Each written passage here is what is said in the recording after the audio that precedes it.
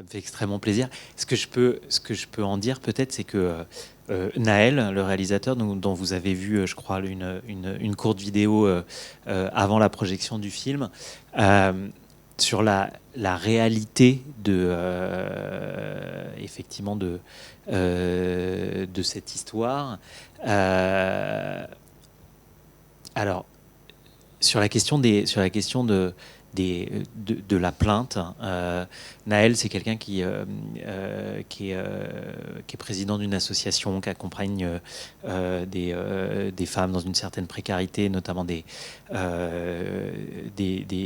prostituées à Paris et en Île-de-France, qui sont souvent des gens qui n'ont pas de papier et qui sont et qui vivent évidemment dans d'une situation d'emprise et de précarité terrible, et qui les accompagne sur des conseils juridiques pour les aider. Donc, qui a souvent vécu, qui m'a souvent raconté ce genre d'expérience dans des commissariats, à accompagner des femmes qui voulaient porter plainte ou qui avaient peur de porter plainte et qui se retrouvaient face à cette réalité-là. Donc je pense que cette séquence, elle est assez imprégnée par ça.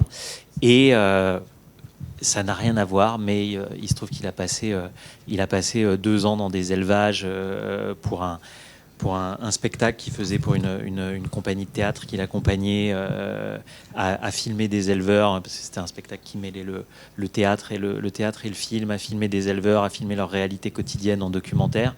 C'est ça qui lui a inspiré l'arène du film, le lieu. Mais je pense que du coup, c'est extrêmement documenté aussi, même si lui-même ne vient pas du monde agricole et de l'élevage, et que, en tout cas, c'est quelque chose qu'on nous a tout de suite reconnu dans le film, et dans nos premières démarches de financement ou pour chercher des acteurs, c'était que il y avait un côté très très documenté dans sa démarche, et qui sonnait très vrai, et que moi j'ai toujours trouvé très très fort de sa part d'avoir cette volonté-là. Toujours. D'ailleurs, la réalisation, ça se sent tout à fait dans la réalisation, qui, dans un certain nombre de scènes, s'approche du documentaire. Il y a certains moments, on a vraiment l'impression qu'il n'y a pas de jeu, qu'on est vraiment dans une réalité du terrain, quoi. Il y avait cette envie-là dans sa démarche. Il y a peut-être certains d'entre vous ont eu l'occasion de voir son précédent film qui s'appelle La Marcheuse, qui est justement sur une prostituée chinoise à Belleville. Naël, il a un cinéma qui est vraiment à la frontière entre la fiction et le documentaire, où tout doit s'inscrire dans une forme de réalisme, de naturalisme très revendiqué, et où en même temps, ce qu'on a essayé de faire, ce qu'il a essayé de faire ici, il y a une vraie ambition de cinéma, c'est-à-dire que effectivement la mise en scène, elle entend mettre en avant beaucoup de choses très réalistes. Il y a les gestes du travail dans la ferme, la façon de se comporter avec les bêtes. Les acteurs n'avaient pas du tout d'expérience de l'élevage, et c'est pas rien de se retrouver face à un troupeau de 50 vaches, même si finalement c'est des bêtes assez dociles et assez habituées à l'élevage. Ça réclame quand même un petit peu d'expérience. Donc on les a emmenés là-bas. Ils ont passé du temps chez des éleveurs, ils ont passé du temps à travailler les gestes. C'était important qu'ils aient ça dans leur... Et puis pour nous, c'était fondamental qu'on n'ait pas des éleveurs qui à un moment arrivent et qui nous disent votre truc c'est n'importe quoi, c'est pas comme ça qu'on fait, ou on se positionne pas comme ça face à une vache, etc. Et en même temps, il y a une vraie dimension de cinéma. Je serais ravi d'en parler, mais il y a 2 ou 3 plans, et notamment la scène du viol, qui se déroule en plan séquence intégral. Il y a 7 minutes de plan séquence, c'est-à-dire qu'elle arrive en voiture, elle rentre dans le marché, elle va le voir, elle se met à pleurer parce qu'elle n'a pas eu l'aide qu'elle escomptait avoir. Il la prend dans ses bras, il la réconforte. il la viole.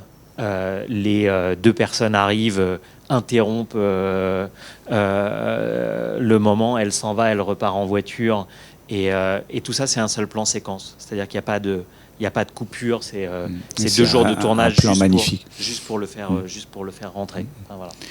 Oui, chapeau. Nous, ce qui nous a intéressé quand on a pris le film pour le festival, c'est ce réalisme, à la fois ce réalisme et ce que je vous disais tout à l'heure, aussi toute l'ambiguïté tout au long du film entre les postures de tout un chacun dans le film et ses postures à elle, qui est vrai, qui a une ambition et qui est obligé de passer par tout un parcours et d'accepter plein de choses pour pouvoir atteindre son objectif, en se demandant, nous sommes demandé si cet objectif était d'avoir atteint ou pas. Sur le fond du sujet du film, alors Naël, il a coutume de dire que son obsession, ce qu'il travaille et ce qu'il travaille dans ses films, c'est l'imbrication entre les rapports de domination dans la sphère sociale, économique, et leur déclinaison dans la sphère intime. Comment tout d'un coup toutes ces choses-là résonnent, et comment la place qu'on occupe dans la société induit des comportements jusque dans le couple, l'intimité, la famille. Et ce qui nous intéressait, ce qu'on voulait explorer dans le film, c'était justement cette zone grise. C'était cette zone grise qui traverse tout le monde en réalité. C'est-à-dire que aussi bien Constance, l'héroïne, qui met un certain temps à mettre des mots sur ce qui s'est passé et à elle-même se dire en fait, ok, j'ai été violée. Elle le dit pas d'ailleurs. Enfin, dans le film, elle le dit pas. Elle le dit en off quand elle va voir le gendarme, mais ça arrive très très tardivement.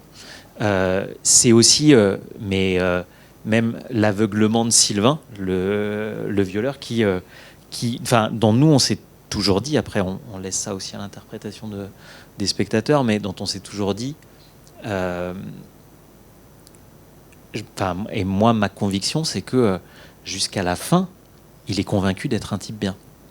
Et jusqu'à la fin, il est convaincu qu'il n'a pas violé cette fille, et il est même convaincu que non, en fait, elle avait envie de lui. Enfin, il est séduisant, il est le président du marché aux bestiaux.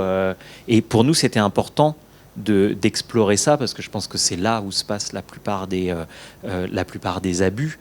C'est pas quelqu'un qui saute sur une femme dans la rue avec un couteau. Ça s'inscrit dans un contexte, dans un rapport de domination, dans une certaine emprise, où même le coupable n'a pas forcément conscience de l'être, ou en tout cas ne le vit pas comme tel sur le moment. Et c'était tellement important qu'on a cherché à faire de Sylvain un personnage qui soit pas manichéen, qui soit pas machiavélique, qui soit pas. On voulait un acteur qui soit séduisant. On voulait pour que lui-même il puisse se raconter dans sa tête que, mais bien sûr, elle a eu envie de moi. Enfin, je suis quand même plutôt charmant. On voulait quelqu'un qui soit charismatique. C'est pour ça qu'on en a fait ce personnage tel qu'il est. On voulait même quelqu'un qui soit moderne, c'est-à-dire que c'est un peu tombé dans le montage du film, et elle le dit à 2-3 endroits. Elle lui dit voilà, moi je veux travailler autrement, je veux travailler de manière plus écologique, plus durable. Et d'ailleurs, c'est ce que tu portes, c'est ce que toi tu défends. Et en fait, le personnage était construit comme tel. Pour nous, c'est un Pygmalion, Sylvain. En fait, c'est un mec qui est moderne, qui a une conception très progressiste de son métier, qui est charismatique. Et je me rappelle que quand on cherchait l'acteur qui devait l'incarner, Naël, il disait, en fait, c'est un peu le Kennedy du Morvan, quoi. C'est un peu le mec, il est beau, il est flamboyant, il a le vent en poupe, il est dans l'air du temps. Rien ne lui résiste, quoi. Et c'est aussi parce que rien ne lui résiste qu'il ne comprendrait pas que Constance lui résiste en réalité. Mais tout le film est sur le rapport de force. La Saphère, tous les rouages de ce qui se passe dans le monde paysan. Et vous avez étudié tout ça. Et partout, il y a du rapport de force. Mais c'est encore une fois, c'est toute la réflexion que Naël entretient au fil des films qu'il fait, mais qui est tout est rapport de force. Tout, de la relation professionnelle, même à la relation de couple ou familiale, tout est structuré par des rapports de force qui s'entrecroisent et qui jouent les uns sur les autres et qui nous définissent à un moment. Et est-ce qu'on peut s'en extraire ou pas? Et c'est le propos justement. Enfin, vous me demandiez est-ce qu'à la fin l'objectif est atteint? Oui, moi je pense que d'une certaine manière, à la fin, Constance, elle gagne. Mais elle gagne au prix de quelque chose. Mais est-ce qu'elle va faire une ferme telle qu'elle le désirait au début?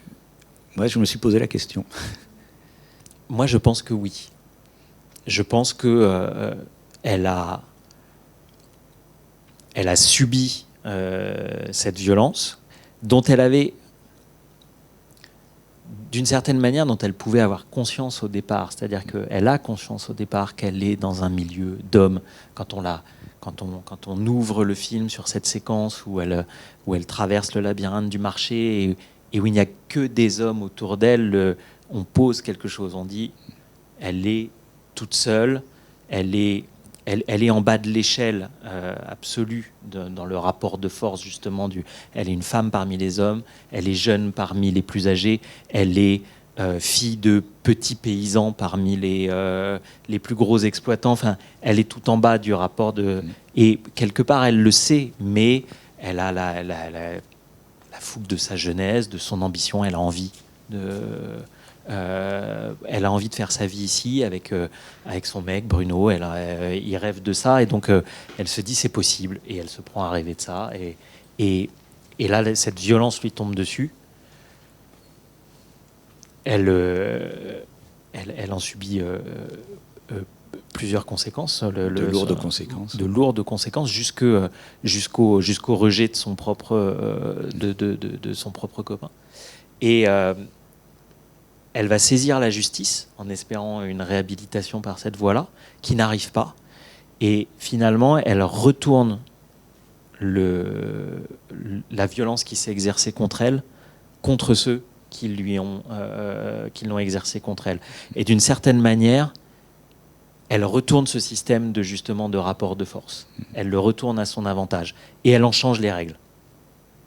Elle en change tellement les règles qu'à la fin, un de ceux qui sont un des notables de la SAFER, de ce système politique, vient lui dire viens, t'as gagné tes galons pour faire partie de cette politique et de ce rapport de force. Et elle refuse. Donc moi, je pense qu'elle gagne à la fin. Enfin, de ce point de vue-là, elle gagne. Oui. Par contre, en chemin, elle a souffert. Elle y a laissé d'elle-même. Elle y a laissé beaucoup de plumes. C'est une victoire amère. Oui. Des questions?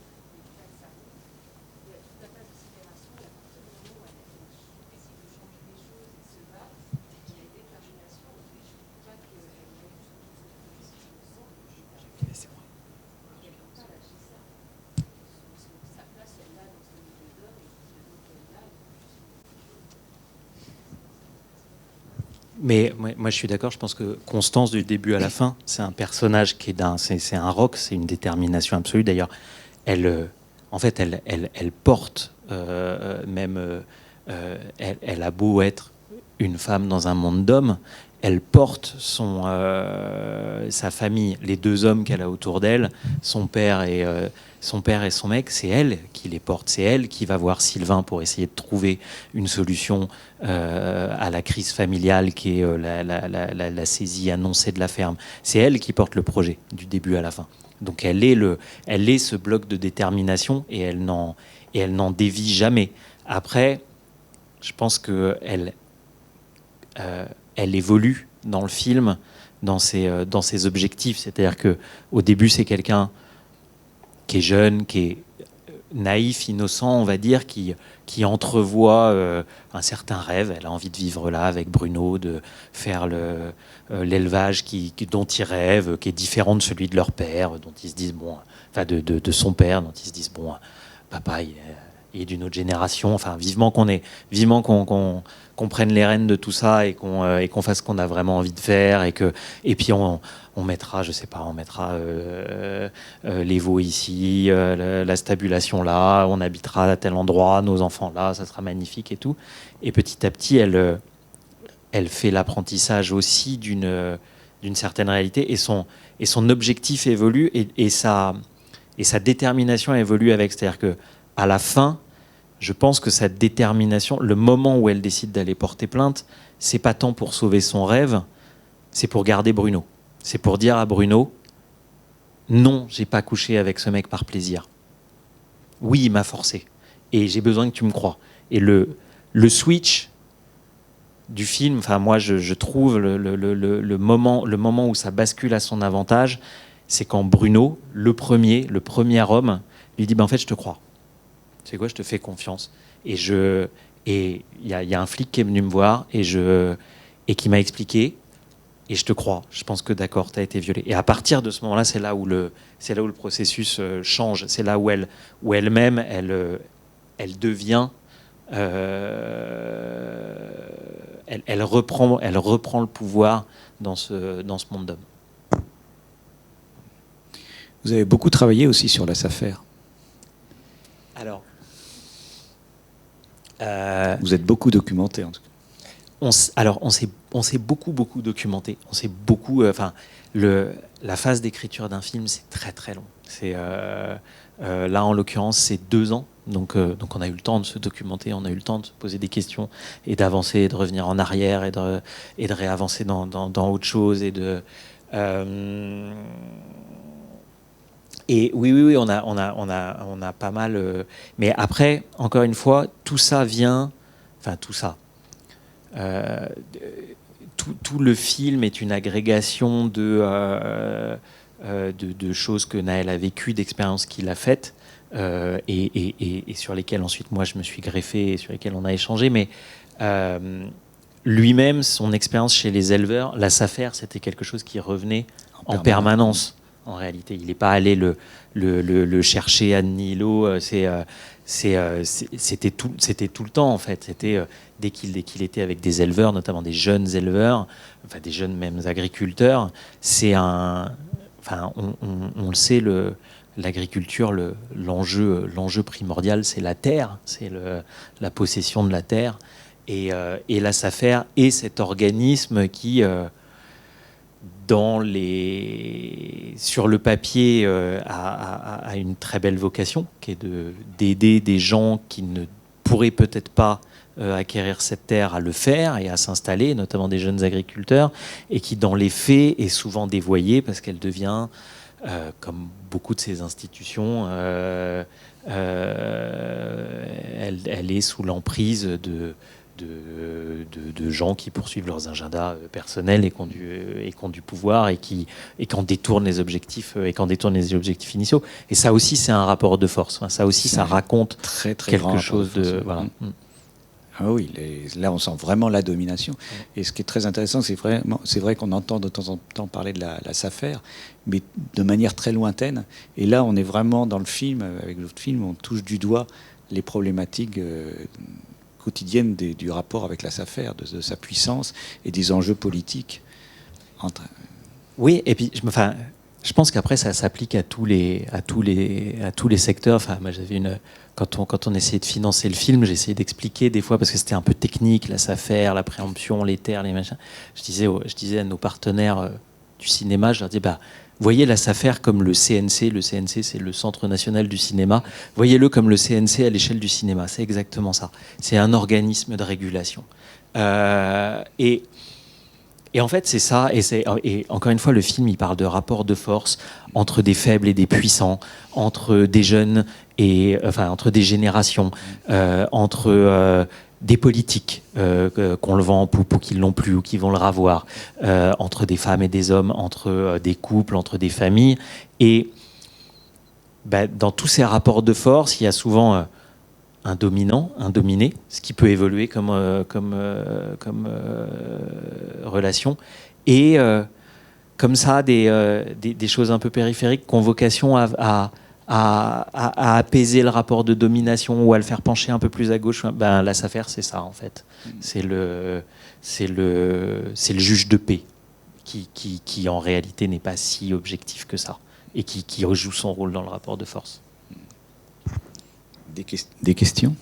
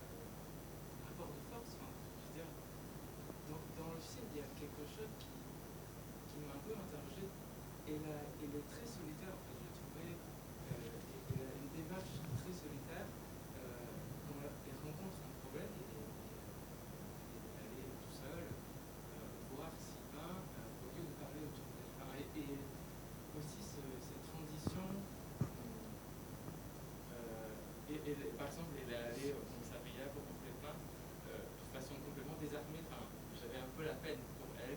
Elle n'était pas préparée, quand vous voyez, qui répondait mal aux questions, il n'y avait pas de stratégie. C'était comme ça. Et à la fin, donc, on voit effectivement qu'elle s'est réconciliée en quelque sorte avec son copain, et donc du coup, elle a cette force-là, elle arrive. Et en fait, ma question, c'est que j'ai l'impression que le film, c'est un film très, très centré sur ce personnage-là.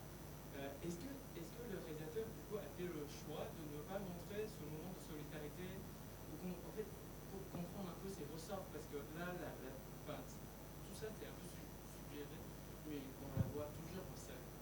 Et elle a agi seule, elle a fait le mal à la fin. Alors, c'est un choix, et vous pointez quelque chose qui est très juste sur les intentions et qui a été un petit peu peut-être édulcoré au montage et à l'écriture.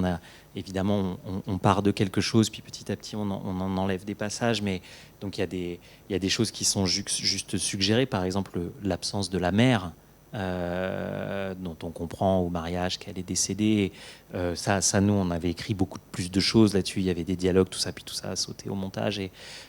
Mais Constance, alors, d'une part, vous avez raison, c'est l'héroïne absolument centrale du film, et elle est de tous les plans. Elle est absolument de tous les plans. Il n'y a pas un seul plan sans que Constance soit dedans. Enfin, c'est son histoire vue par son regard et rien d'autre. Enfin, je veux dire, c'est pas. À aucun moment la caméra ne vise à devenir le narrateur omniscient, quoi que ce soit. On est avec Constance du début à la fin du film. Et effectivement, elle est toute seule.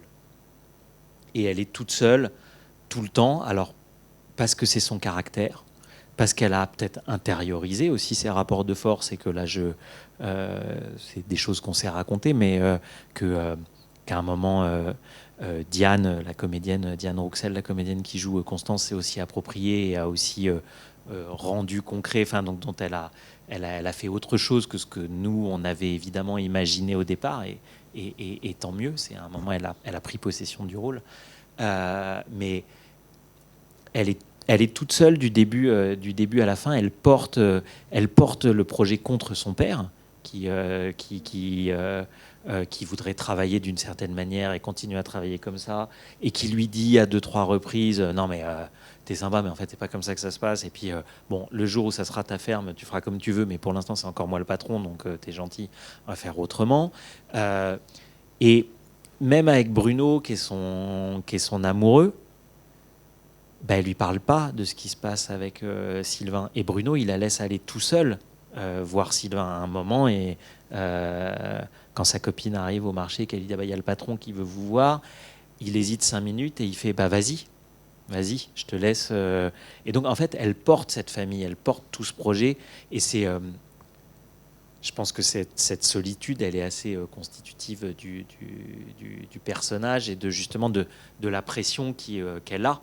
Elle doit tenir sa famille, elle doit tenir son entreprise, son emploi, l'exploitation familiale, son couple, sa relation au sein de cette filière. Et non, bien sûr, c'était une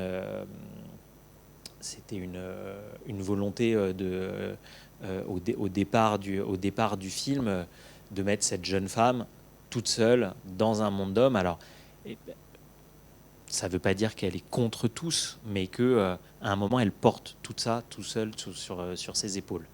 Jusqu'au moment où, encore une fois, pour moi, le point de bascule, c'est quand Bruno lui dit « Je te crois. Je te crois, et tout d'un coup, je viens de réaliser ce que tu portais sur tes épaules. Et je vais t'accompagner dans la suite. » Où là, tout d'un coup, il se passe quelque chose. Là, elle n'est plus toute seule. Et c'est ce qui lui donne la force d'aller au bout. Et à la fin, elle n'est plus du tout toute seule, puisque même Blanchard, ce politique, etc., vient la voir en lui disant « Mais rejoignez-nous. Venez, on a besoin de gens comme vous à la FNSEA. » Donc c'est un peu ça, le mouvement du film. C'est un personnage qui est tout seul, qui est très précaire, très fragile au départ, qui se prend cette violence en pleine face, hein, qui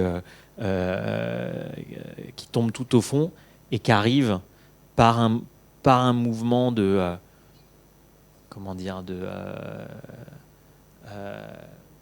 flamboyance d'une certaine manière, et qu'il le fait alors qu'elle est au bas de l'échelle elle a rien à y gagner. Elle le sait, quand elle va porter plainte, elle va pas porter plainte pour gagner contre Sylvain, elle va porter plainte pour laver son honneur et pour que au moins Bruno la croie et revienne parce qu'elle l'aime. Et qui, à partir de là, va comprendre qu'en fait, oui, en fait, tout n'est que rapport de force. Et qui va s'en saisir pour le retourner à son avantage.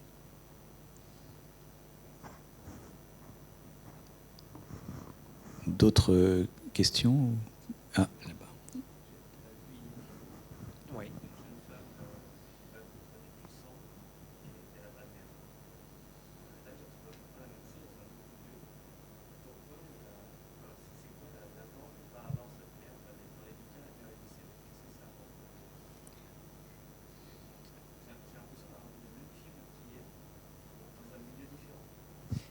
Alors, j'ai pas vu Rouge, donc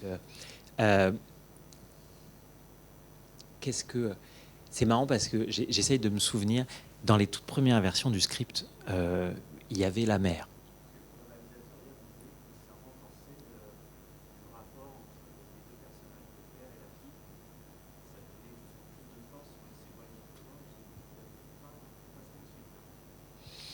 Alors, j'essaye de me rappeler pourquoi à un moment on a choisi que la mère ne soit plus là dans notre film. Je pense que c'était une simplification qui faisait sens à plusieurs endroits. d'abord, effectivement, symboliquement, c'était important pour nous que Constance soit... enfin, c'était important. C'était un point de départ assez fondamental qu'elle soit dans cette solitude de jeunes femmes au milieu des hommes, dans un milieu masculin. Donc, mettre le personnage de la mère aurait quelque part atténué un petit peu ça. Et lui aurait sûrement offert une forme de soutien, féminin qui aurait un peu atténué sa solitude, justement, qu'on cherchait à... Oui, il aurait fallu développer différentes scènes. Et il aurait fallu développer... Qui aurait pris sur le film, sur l'ensemble du film, il aurait fallu développer ou une double opposition à la fille, ou effectivement un conflit entre le père et la mère par rapport à la... Donc il fallait travailler beaucoup, développer des choses dans le film qui auraient fait que vous auriez eu moins de temps pour développer... oui, non, mais le centre du... Ça fait partie des raisons pour lesquelles, effectivement, à un moment, on a décidé de se séparer de ce personnage-là. C'est des techniques scénaristiques. Oui, enfin, qu'on éprouve au fil de l'écriture, ouais. et qui nous amène à ce genre d'épure. Après, on fait un film dont... un des thèmes, c'est l'emprise, le consentement, les violences faites aux femmes, qui est un thème évidemment dans l'air du temps, qu'il n'était pas au moment où... Enfin, qu'il n'était pas, si c'était dans l'air du temps, mais quand on commence à écrire ce film, MeToo n'a pas commencé, l'affaire Weinstein n'a pas éclaté, c'est bien avant... c'est bien avant tout ça, on ne fait pas ce film pour se saisir de cette actualité-là, mais je pense que nous-mêmes, on est traversés par l'air du temps et que c'est une thématique qui évidemment, traverse beaucoup de films aussi qui se font actuellement, simplement parce que à un moment, faire du cinéma, c'est parler du monde tel qu'il est aujourd'hui. Donc, encore une fois, j'ai pas vu Rouge de Farid Bentoumi, mais si on a ce même motif, c'est aussi parce qu'on fait ces deux films à la même époque, dans la même société, et que quelque part, même si on fait pas le même film, on parle aussi un peu de la même chose, c'est certain. Oui, mais d'ailleurs, on imagine que si la mère avait été présente, le film aurait été un peu différent. Parce que la mère aussi se serait mêlée de toutes les histoires derrière, le viol, etc. Et vous auriez eu un autre film. Oui. On a un personnage féminin, quand même. On a la copine. Oui. Mais qu'on a tenu à garder pour avoir quand même un contrepoint. Mais effectivement, dans l'écriture, il y a toujours qu'est-ce qu'on veut dire, qu'est-ce qu'on veut raconter, quel est l'objectif. Et en fonction de ça, comment les personnages vont être utilisés ou non. Mais en fait, je me rappelle le moment où elle a sauté dans le scénario. C'est Naël donnait un cours d'écriture scénaristique à des jeunes étudiants en scénario, et il est revenu de ce cours et il m'a dit, mais en fait, j'ai passé 2 jours à leur enseigner que il fallait aller à l'essentiel. Il fallait absolument se défaire de tout ce qui était accessoire et qui parasitait le récit et l'écriture. Et tout d'un coup, ça m'est apparu. Moi-même, il y a plusieurs choses qu'il faut que je coupe. Et d'un coup, il a enlevé 20 pages au scénario et il a enlevé le personnage de la mère. Oui. Et moi, je fais des ateliers d'écriture. Effectivement, à chaque fois, c'est qu'est-ce qu'on veut raconter et aller à l'essentiel. Voilà. D'autres... oui.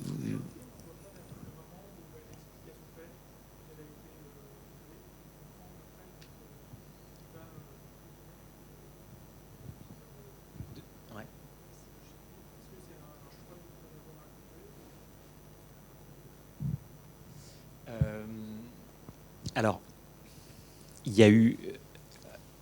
Bon, il se passe plein de choses. Enfin, on fait des choix à l'écriture, ensuite on fait des choix au tournage, et puis enfin on fait des choix au montage. Donc, il y a certaines séquences qui ont été écrites, ou pas d'ailleurs, donc on a choisi de ne pas écrire. Je pense qu'on n'a jamais eu une séquence où elle l'expliquait à son père. Je pense qu'on a toujours été dans quelque chose qui se passait dans le non-dit, où il comprenait, mais où on n'était jamais dans quelque chose de didactique, où elle allait lui dire bah, papa, j'ai été violée, il allait lui dire ah, mon Dieu, quelle horreur.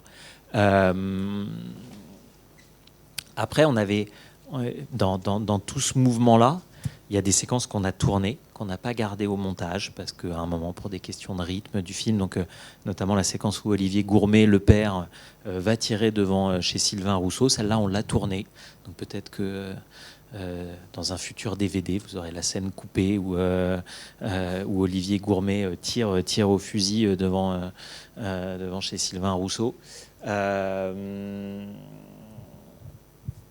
Et pour nous, c'était aussi important que le père lui-même, Olivier Gourmet lui-même, il soit dans une forme d'aveuglement par rapport à tout ça.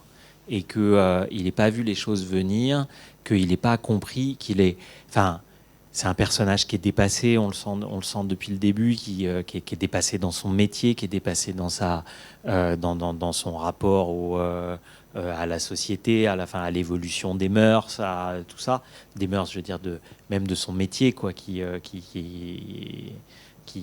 comprend pas bien ce qui se passe. Et on avait envie que ce personnage, il se prenne ça en pleine gueule, en fait, d'une certaine manière. C'est-à-dire que elle vit sa vie, elle fait pas ça par rapport à son père. À un moment, elle a vécu ce qu'elle a vécu, elle l'a tue jusque tout ce qu'elle a pu. Ça éclate au grand jour le soir de son mariage, puisqu'elle est surprise par Bruno qui s'en va. Le lendemain, elle décide d'aller porter plainte pour réhabiliter son honneur. Est-ce que Bruno peut bien penser d'elle?